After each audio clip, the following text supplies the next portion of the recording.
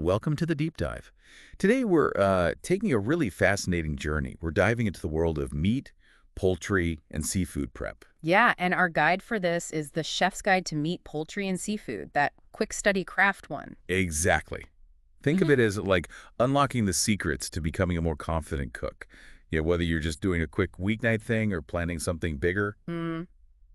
We're here to pull out the really essential stuff, those surprising facts and actionable tips to help you understand it all better and fast. Right. Because this guide, it covers so much, doesn't it? It really does. Everything from choosing cuts, thinking about taste and health to, the absolute must-dos for safe prep. And cooking methods too. There's that great roasting chart in there. Yeah, plus safe temperatures, which are critical, storage tips, and it even gets into some exotic meats and global dishes. So our mission today basically is to arm you with practical knowledge. Exactly. So you can make better choices, cook with confidence, and really get the fundamentals of handling these proteins. Okay, let's start right there at the butcher counter.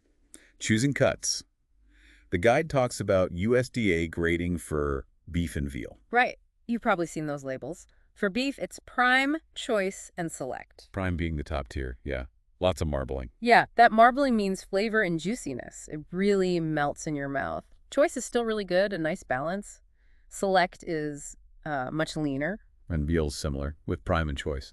But pork is interesting. It's always inspected for safety, but the quality grading isn't standard like beef. It's usually only done if someone specifically requests it. Huh. And lamb has its own grades too. Prime, choice, good, hmm even utility and cull. Right. And what's really key, as the guide points out, is where the cut comes from on the animal. That affects tenderness directly. So the tender cuts, rib, loin, T-bone, porterhouse, sirloin for beef, they come from the back. Exactly. Those muscles just don't work as hard, so they stay tender. They cook faster, too, but they usually cost a bit more. And then you've got the tougher cuts Yeah. from the more active muscles like the shoulder or leg. Yeah. But don't write those off. They're often packed with flavor. You just need the right cooking method, like slow cooking or marinating. We'll get into that. Good point. And for pork, the guide says bone-in cuts often have more flavor and stay juicier. They do. And if you want the most tender pork, look for center cut chops or roasts. They're pricier, but very tender. So choosing a cut isn't just about tenderness, is it? It's also about health. Definitely.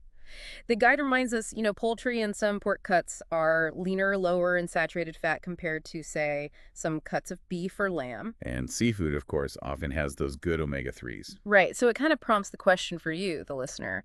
What are your goals? Lean protein or more fat for flavor? And it's not just personal health. The guide briefly touches on environmental impact, beef generally higher. Yeah, the things like grass-fed can make a difference there if sustainability is on your mind. Poultry and farmed bison are lower impact. Pork sort of medium-high, seafood medium. And wild game gets a nod for minimal impact, which makes sense. And just thinking about our bodies, the guide gives a rough guideline for protein. About 7 grams for every 20 pounds of body weight daily. Useful benchmark when you're planning meals. Okay, so you've picked your cut. Now, safety. This is non-negotiable before you even think about cooking. Right. Poultry handling first. The guide says wash it under cold running water. No soap, though. No soap. And then pat it really dry with paper towels. That helps stop bacteria spreading. And speaking of spreading, cross-contamination. Huge risk, especially with poultry juice. Absolutely. Be super careful about what touches the raw poultry. Cutting boards, utensils, your hands. The guide recommends plastic or nylon boards for raw poultry. They're less porous than wood. Smart tip. Easy swap to make. Then there's temperature control. Fridge below 40 Fahrenheit, freezer below 0. And the guide gives storage times, too. Raw ground meat and poultry only use within like 1 or 2 days in the fridge. Yeah, pretty short window. And thawing frozen stuff safely is key. The best way is in the fridge, right? But it takes time. Steaks maybe a day, roast longer. Right. Or for a quicker thaw, sealed bag under cold running water. You got to keep the water cold. And critically, Yeah. never cook partially frozen patties. Fully thaw them first. Good warning. Now, marinades. Great for flavor, but safety first again. Always marinate in the fridge. Never at room temp. Yeah. And there are time limits shorter for small cuts, maybe up to 8 hours for bigger ones. Yeah, something like that. The guide gives a basic recipe. Oil, an acid like juice or vinegar, herbs and spices. Now the golden rule, toss the used marinade, don't reuse it. Absolutely not. For those tougher cuts we mentioned, physical tenderizing helps, pounding with a mallet. Or even a rolling pin, the guide says, breaks down those fibers. And for pork, there's brining. Soaking in a saltwater solution, sometimes with sugar, adds moisture and flavor. Just need to rinse it really well afterwards, right? Crucial step, rinse off that excess salt. Okay, let's tune up the heat. Cooking methods and temps. Vital for safety and for getting it delicious. Minimum internal temps are key. Exactly. That's the temperature needed to kill any harmful bacteria. And resting times. Don't skip the resting time after cooking. Lets the juices redistribute, keeps it moist. So important. And that roasting chart in the guide, it's brilliant. Specific temps and times per pound for tons of cuts. Yeah, like a bone-in beef rib roast at 325-degree air needs, what, 23 to 30 minutes per pound to hit 145 degrees fir plus rest time? Right. But a boneless rib roast, same temp, needs way longer, maybe 39 to 43 minutes per pound. Shows how much difference the bone makes. Wow, yeah. Big difference. And the chart covers poultry too, turkeys, chickens, game hens, duck, goose, all aiming for that 165 degrees if internal temp. And if you stuff the bird, that stuffing also has to reach 165 degrees if ever right. Might need extra cooking time. Or just cook it separately to be safe. Much easier. Good call.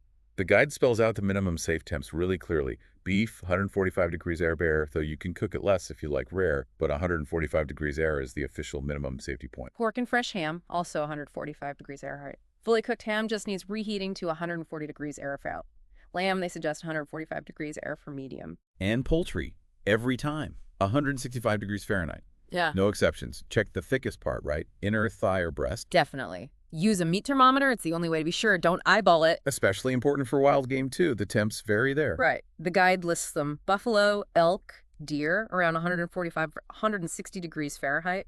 Alligator, ostrich, pheasant, quail need 165 degrees Fahrenheit. Wild boar, 140 or 145 degrees Fahrenheit. Rabbit and squirrel, 145, 160 degrees Fahrenheit. Lots of specifics. And it mentions other methods besides roasting, pan frying, braising, grilling, stewing, even poaching or steaming for seafood. Oh, and for lamb roast, it suggests starting with high heat, then lowering it. Yeah, helps get a nice crust. And a key tip for all wild game. Because it's so lean, be really careful not to overcook it. It dries out fast. Got it. Okay, let's focus on poultry for a sec.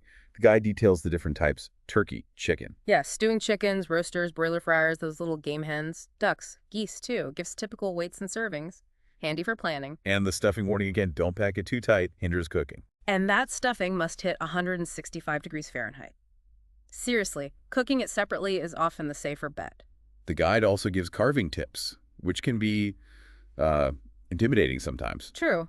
A little guidance helps make it look good on the platter. And when buying chicken or turkey, you see all those options. Fresh, frozen, previously frozen. And the labels. Conventional, organic, free-range, kosher, each means something different about how the bird was raised. Right, like free range means access to outdoors, but maybe not much else guaranteed. Worth knowing what you're buying.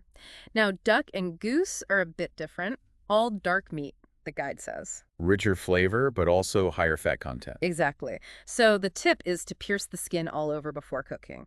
Lets the fat render out. Maybe cook it on a rack, too. Good idea. Helps the fat drip away. And those little game hens are great for single servings. Very convenient. Okay, shifting over to seafood now.